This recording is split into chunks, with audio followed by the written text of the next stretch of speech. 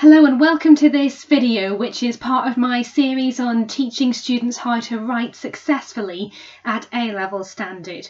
And what we're going to look at today is how to embed historical context in your work. Now, I've put an example paragraph on the page. This is the kind of thing that students might be writing at GCSE level. It's the kind of P paragraph that I would maybe see in some of my students' books. And I want you to just pause the video, have a read through the paragraph and have a little think about the kind of feedback that I might give to my students in relation to the historical context that they have in this paragraph. Okay, so hopefully you've had a chance to read it, and even if you haven't studied the poem yourself, I think it's quite clear that there's a few problems with the ways that they've tried to tick that historical context box on the mark scheme. And I suppose even the way I've just phrased it there as ticking a box is possibly one of the reasons why students do make mistakes with this. So if we have a look, until about here in the paragraph, we have explanation of the student's point of view, we have our quotation fluently embedded in the paragraph, the student starts to analyse it. And then we have this section here, which is kind of a bolt-on. It's the student thinking, oh my goodness, I need to include some historical context. What do I know about Seamus Heaney? I'm just going to write it all down. And this kind of bolt-on, box-ticking approach leads to a very clunky essay where not all the information is entirely relevant. And I suppose some of the key misconceptions that students maybe have about including historical context are that you need to bolt a bit on to every paragraph in order to get your marks. This can then lead to unnecessary detail. So if we look at this, for example, he later won the Nobel Prize for Literature. Well, it isn't explained why that's relevant, and I can think of a way that you could make it relevant, but to be honest, it'd be a bit of a stretch and it's not really taking the students' thinking any further. So I'm just going to cross that out. Some students don't include any historical context at all because they think, oh, well, it's not really necessary. But it can be quite useful in terms of having an insight into the writer's intentions and into the culture that they're describing. It is also possible to think of context as being literary context too. So I know I've entitled this video Historical Context, but you could also think of the context of poetry in general.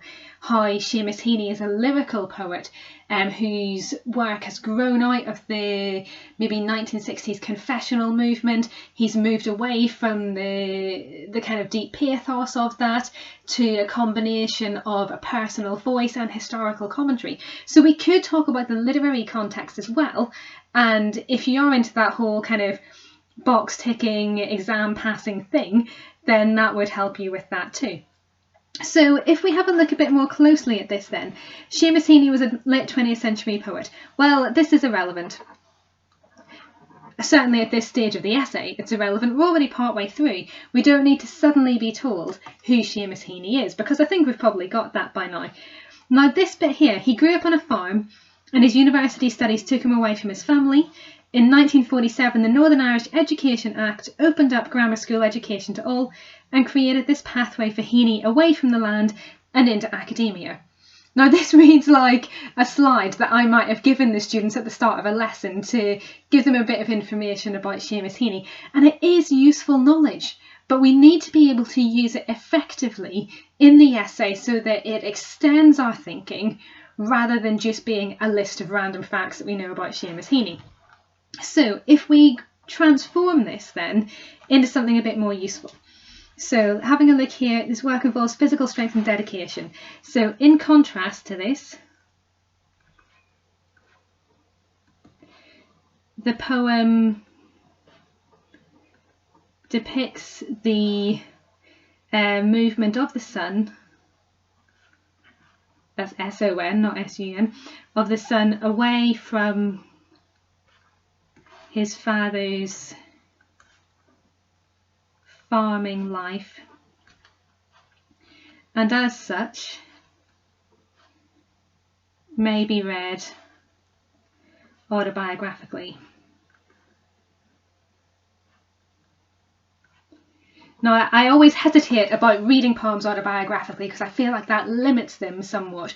But with Seamus Heaney, it does invite that kind of reading, that kind of interpretation of looking at the poet or looking at the speaker and saying there are similarities with Heaney. That is possible here.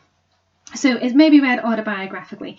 And then we need to fluently embed this information about the 1947 Education Act without making it sound like it's just kind of tagged on at the end. So Heaney himself benefited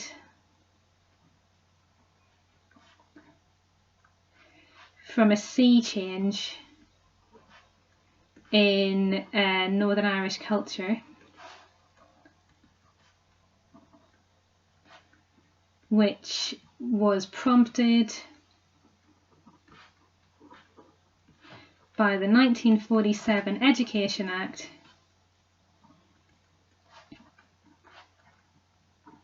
that opened up grammar schools to all. So as I'm trying to fluently embed this information, I'm thinking, how does it link back to what I've said before, and how is it going to lead on to the next thing that I'm going to say? And because it's an English literature essay, the next thing is always going to be pulling me back to analysing the text. So I'm going to link this then back into the poem. So in the poem, the speaker laments his departure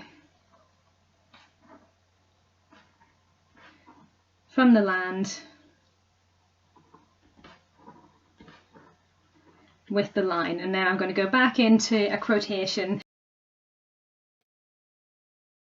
So this bit of historical context is being used to add to the argument, to the analysis of the text, rather than taking away from it and distracting it by making the reader think, well, what's this doing here? Why do we have this? So when you're doing this kind of analysis and you're looking for that historical context to insert into your essay, ask yourself these questions. First of all, is it necessary? Is this essential?